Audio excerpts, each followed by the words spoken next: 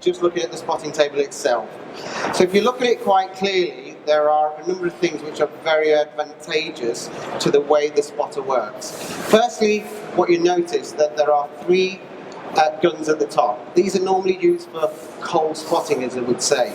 So what you basically have is an air and then a product on all three guns in the same way. What you then have is three containers, 1, 2, 3, which you can either put in water, product, and a different type of product depending on what type of stain you're trying to remove. So if you're doing wet cleaning, there's an opportunity to use products in that format.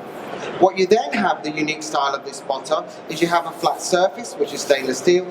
Obviously, like anything you do when you spot, is ensure that it's clean. Because if you leave any chemicals on it, you will transfer them onto the textiles that you have from previous. What you then have is on one side is a gauze. The idea of the gauze is to actually transfer product away from the textile itself. So a simple button by pressing it through holds the air gun down to it, so the actual fabric, and I'll demonstrate with the tissue, can be held very, very clearly on itself. So you've got a unique style. What you also have in retrospect is an actual gun, which is a steam gun. What Ghidini have done for you quite clearly is opened a trough up. Most people will do that and it goes all over the place. So by having a container, you can control the amount of water rather than having it spread out in every direction.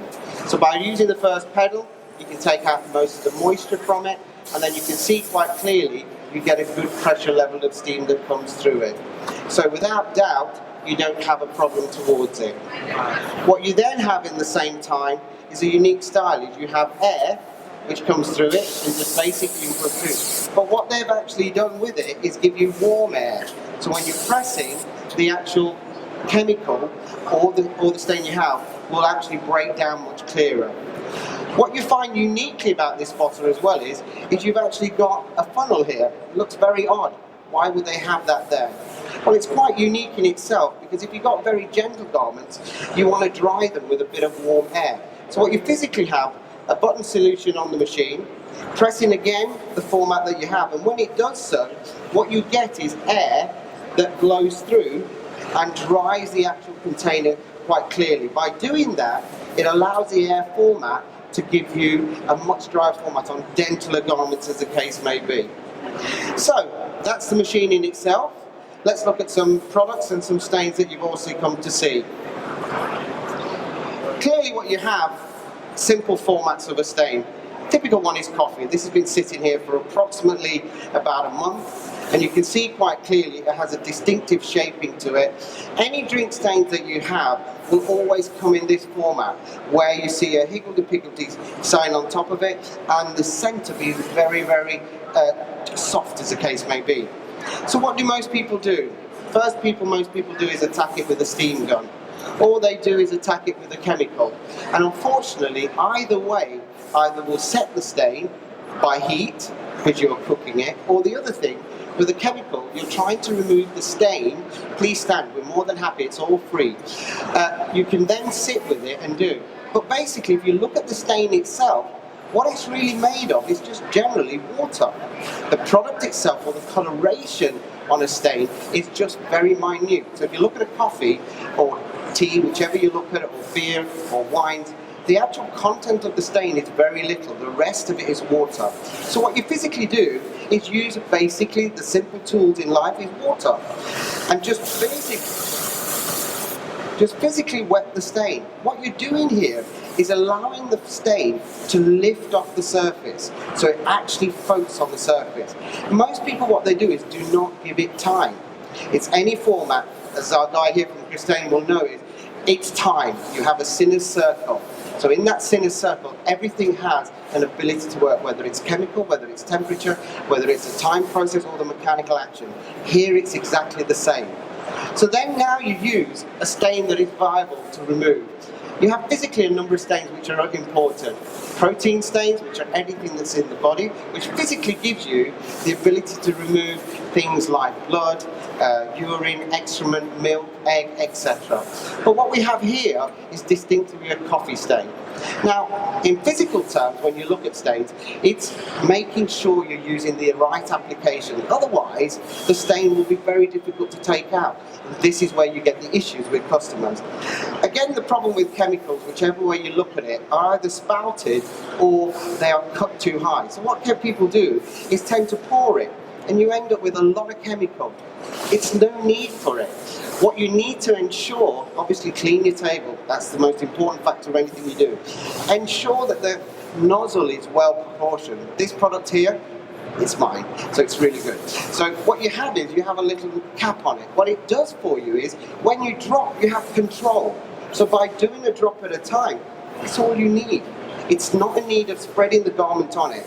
By physically just dropping it, you have to give it time. This is one of the most important factors of anything that you do, and not drop anything on the floor. So basically what you do is move it. You have two forms of tools. You either have a brush or you have a spatula. Most people who use spatulas unfortunately always use it wrong, because we are rushing into it. So we always use the pointed edge and we rub it as hard as possible. This is the same thing as having a serrated nail. When you scratch, you lift the surface and you damage it. So why do that? And most people even use the rounded edge, which is great. But what they do again, they hold it like a pen and scratch. So what happens again, you damage. If you look at a spatula, the way it should be held is at 45 degrees to your hand. When you naturally turn it over, you hold it, because otherwise it will drop. So when you do that, your finger sits on the actual end of it. This is your pressure. By using this and physically manipulating, like having a massage, what you're doing is allowing the stain to break away from the surface. So it's important that you do that. By just basically removing it, you also notice that anything that is water-based, which are these three products here, will cause an emulsification. That allows the stain to break much better. By breaking it through, and as you notice, I've only used a small amount of chemical. Again, the manipulation is in small circular patterns rather than a scraping action. By doing so, what you notice quite clearly is the stain is starting to... Physically again, make sure you wipe your table down. Use a vacuum part now, allowing the fabric to suck down. Just the base of air to break the stain through. So you can see if there's any movement. If there is, then flush it through. Whenever you're doing a dry cleaning format, always flush the stain through, because unfortunately a solvent and water do not mix. So you end up either with a ring mark or what I call a higgly-piggly mark, which is difficult to take out. So your more delicate garments, things like silk, viscose rayons, always end up with problematic scenarios. So what you do here is now flush the stain out. Once you've flushed it out, you can see what it is. Then physically now, you put the air part of the gun.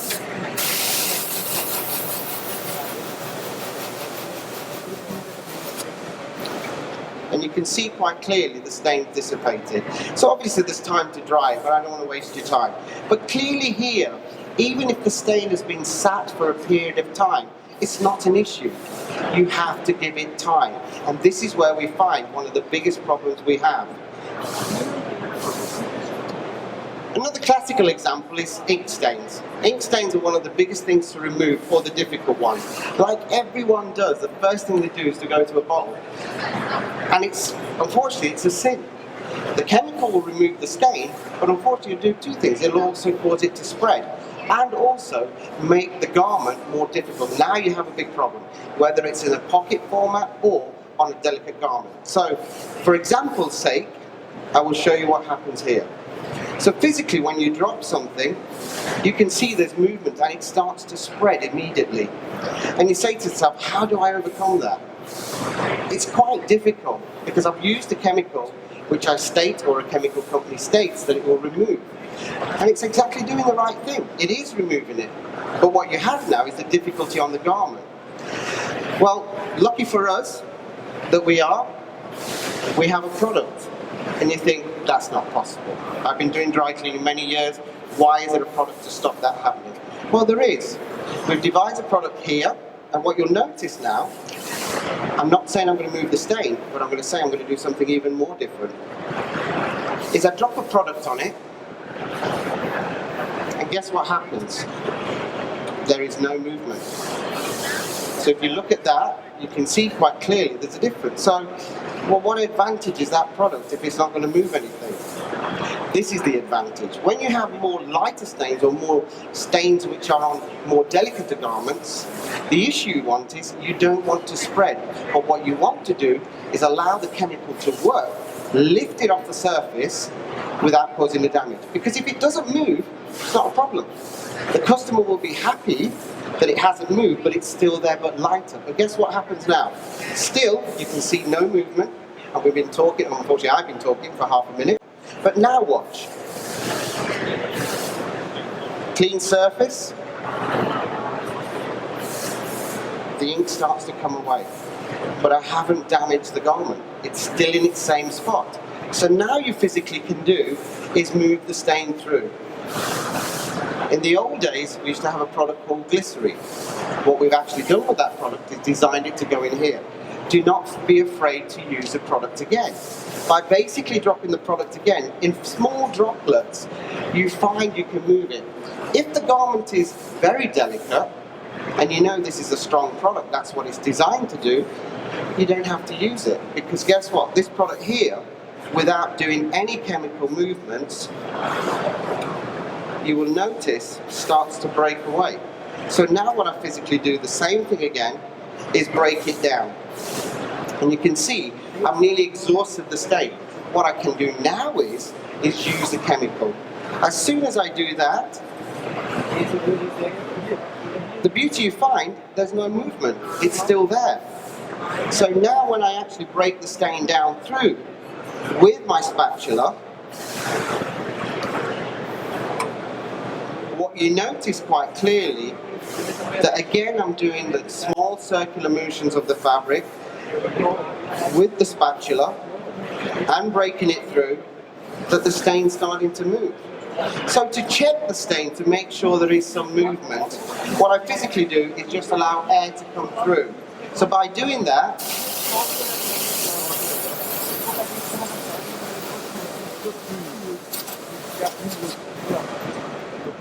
you can see quite clearly that the ink stain comes on. So if you had a pocket that had a bleed, instead of going with the chemical straight away, by having a product that contains it, you can now save the garment and charge the customer well. So that's a possibility you can have with a product that's based into here.